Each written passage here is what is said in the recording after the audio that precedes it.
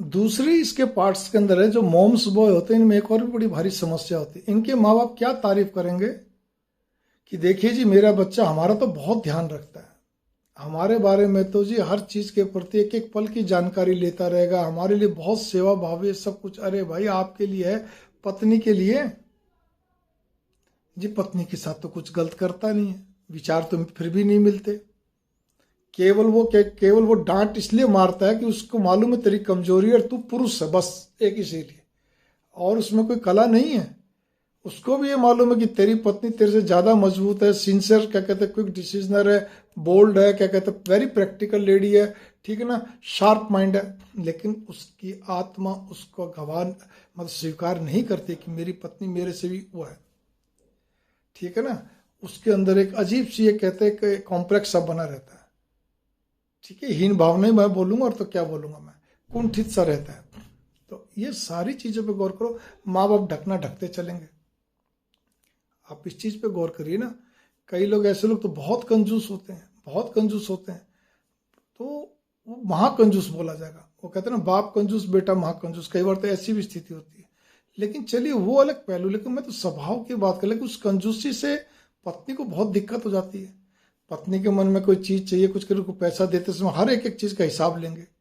मैं तो इतना, कितनी बड़ी फूडता है, कितनी बड़ी मूर्खता है कि आप अपनी पत्नी से हिसाब ले रहे हो। भाई जो दे रहे हो उसको खोलो, अपना घर खर्च चलाएगी, बढ़िया। आपको तो अपने लिए कुछ रख के या मोटा कोई राशन मंगवा के उसका तो उसके हाथ में दे। मेरे पिता तो ऐसे ही करते थे, जो मंथली राशन होता था बस वो मंगवा के और सारा पेमेंट कहते हैं मेरी माँ के हाथ में। मेरी माँ घर खर्च सारा चलाती थी, चलाती है, वो तो जीवित है, पिता जीवित नहीं। कहने का अर्थ यहाँ पे ये, इस चीजों का गौर करिए आप।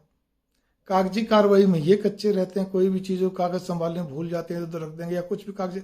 लेकिन भावना मेरी यहाँ पे कि पत्नी को हर चीज के लिए अगर आपसे हाथ फैलाना पड़े, हर चीज के आप सामर्थ्यवान होने के बावजूद भी हर चीज से आपको बार बार पूछना पड़े या जो कुछ वगैरह वगैरह, ठीक है ना।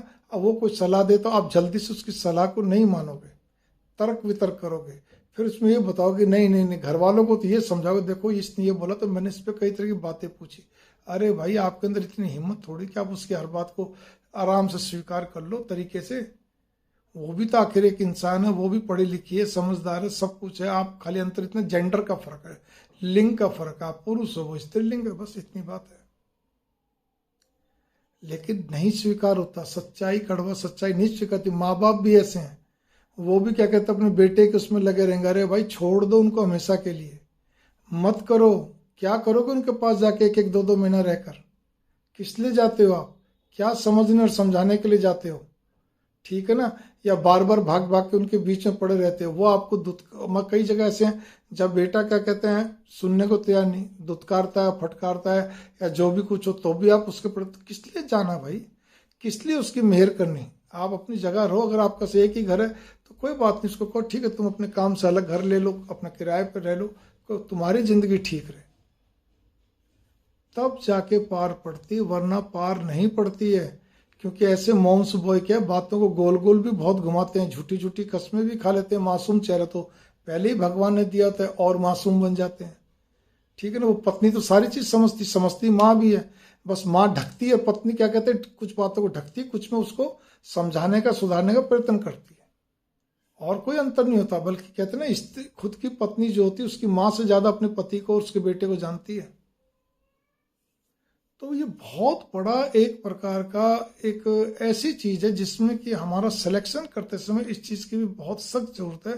वरना केवल सीधा होने से कुछ कोई विशेष हल, दाम्पत्य जीवन की बात हो रही है यहाँ पर, और किसी चीज की बात नहीं। वो चाहे कितना ही बड़ा पदाधिकारी हो, जज हो, क्या कहते हैं राजनेता हो, चाहे क्या कहते हैं वो कुछ भी हो, धनवान हो, वो अलग पहलू है। केवल दाम्पत्य जीवन जहाँ पति पत्नी और उसमें पत्नी ऐसे व्यक्ति से सफर करती, चाहे पैसे में खेलती हो, विचार तो नहीं मिलते ना, विचारों के अंदर बड़ी भारी असमानता हो जाती है। आप इस चीज पे भी गौर करिए।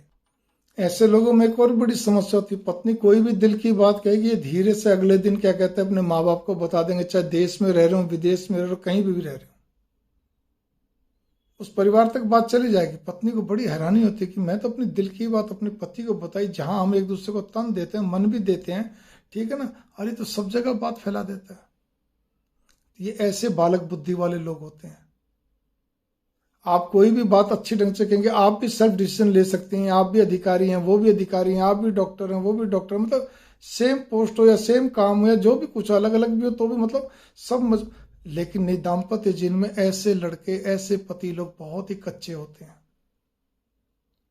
बस ठीक है, जिंदगी चल रही होती है, इसमें कोई शक नहीं है। अपने भारतीय स्त्री में बहुत बड़ी ताकत है, एक चीज है जो कि सहती चलती है। ठीक है, समय निकलता है, बच्चे हो जाते हैं, फिर बड़े हो जाते हैं, फिर स्त्री उसमें लग जाती है, लेकिन वास्तु स्थिति पति की तो वही रहती है। बल्कि यूं जो उम्र बढ़ती जाएगी यूं त्यों तो क्या कहते हैं और ज्यादा नेगेटिविटी बढ़ती चलती, माइनस पॉइंट। अगर आध्यात्मिकता नहीं है तो, उसके प्रति रुझान नहीं है तो, ठीक है ना।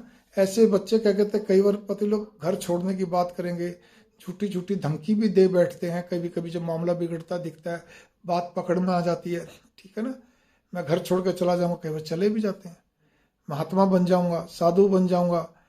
कभी कभी फ्रस्ट्रेशन में आके ऐसे लोग क्या कहते हैं अपने शरीर को भी खत्म करने की चेष्टा करते हैं। मतलब कई तरह की चीजें, इनको कितना ही रोक दो, आपको ये काम नहीं करना, देखो मैं आपको समझा रही हूँ, आप समझिए इस बात को, कृपया करके इससे नुकसान, लेकिन नहीं मानेंगे।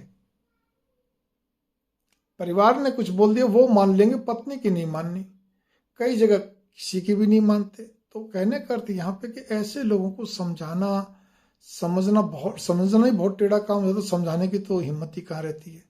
ऐसे लोगों के इतने जिद्दी नहीं महाजिद्दी होते हैं कि केवल आंखों में आंसू लिए हुए और कोई मतलब नहीं बनता, ठीक है ना।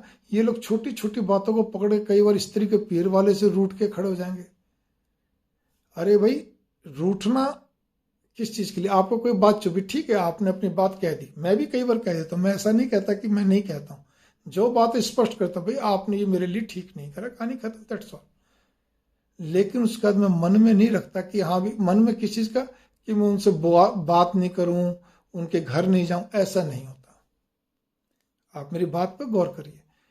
रिश्ता बनाना एक अलग चीज है, ठीक है, कोई बात है आपने किसी मौके पे कह दी या इमीडिएट कह दी, वो मेरे समझ में आती है, लेकिन इसका अर्थ ये नहीं कि आप रिश्ता कट कर दो या अपनी स्त्री को भी क्या कहते रोको, या आपको जिस चीज का आप मान लीजिए किसी जगह आप जुड़े हुए हैं, मान लीजिए किसी भी से जुड़े हुए, आप अपनी पत्नी बच्चों भी दबाव डालते हैं, नहीं नहीं नहीं इस जगह तुम्हें भी चलना है, उनका मन नहीं है।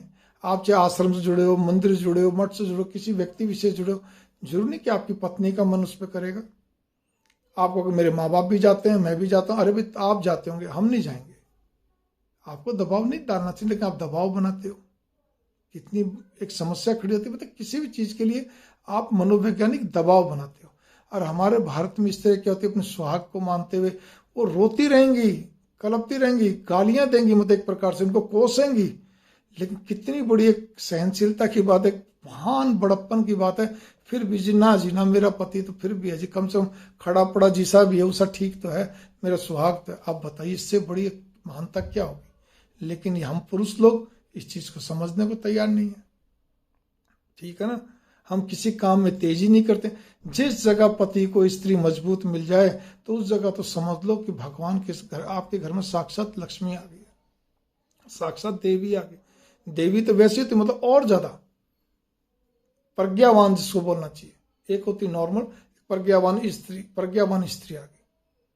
आपको तो और मान के चलना चाहिए ताकि आप दोनों मिलजुल के चलो, लेकिन नहीं हर जगह अपनी हेठी तरीके से जिद रखना, तरीके से गोल गोल बात घुमाना, तरीके से चुप लगा के चलना, ठीक है ना, अपना पुरुषत्व का अहंकार दिखाना, ऐसे तो पार नहीं पड़ेगी ना। किसी बात को तत्परता से आपको क्या कहते हैं कोई भी कार्य नहीं करना, ठीक है ना, बस डिले पे डिले होती चली, हाँ कर दूंगा, ऐसा नहीं वैसा नहीं, सोचते चलना, चुप लगा जाना।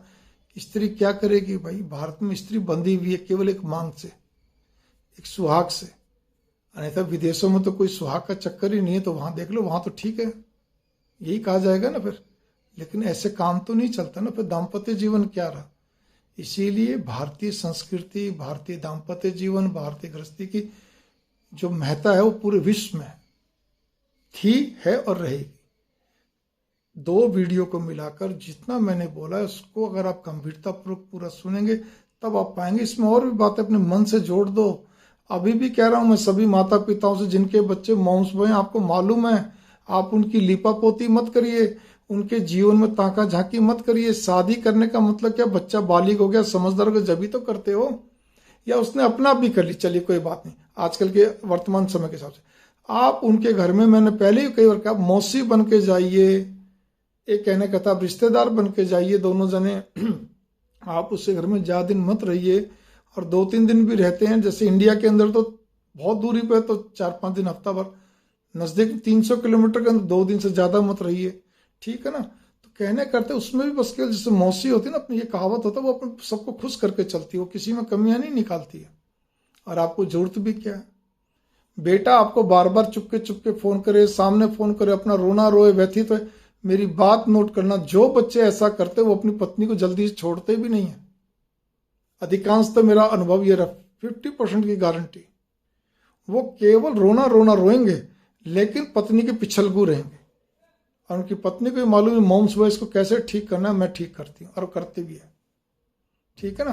50% में क्या होता है, या तो जिंदगी चल रही होती जैसे तैसे करके बस, ठीक है, या फिर क्या कहते हैं, वो फिर दरकिनारा अलग हो जाता है, चाहे वो कानून से अलग हो, चाहे बिना कानून के भी कई साल तक अलग रहते, जैसा भी। मतलब मेरे कहने का मतलब ये है, अपने बच्चों की जिंदगी, हम खुद माँ बाप भी कई बार दिखते हैं, पैदा करते हैं, उनकी सुन सुन के पता नहीं बहू कैसे, अरे बहू कैसी नहीं आई है, बहू ठीक आई है, समझदार आई, ठीक है, उसमें आपके बेटे में अगर ये कमी तो उसके अंदर क्रोध ज्यादा है, सीधा सा गणित है, या कुछ ज्यादा फास्ट है, कोई बात नहीं, अब कोई ना कोई तो कमी तो रहेगी ना, हर व्यक्ति में होती, मेरे अंदर भी है, सबके अंदर है।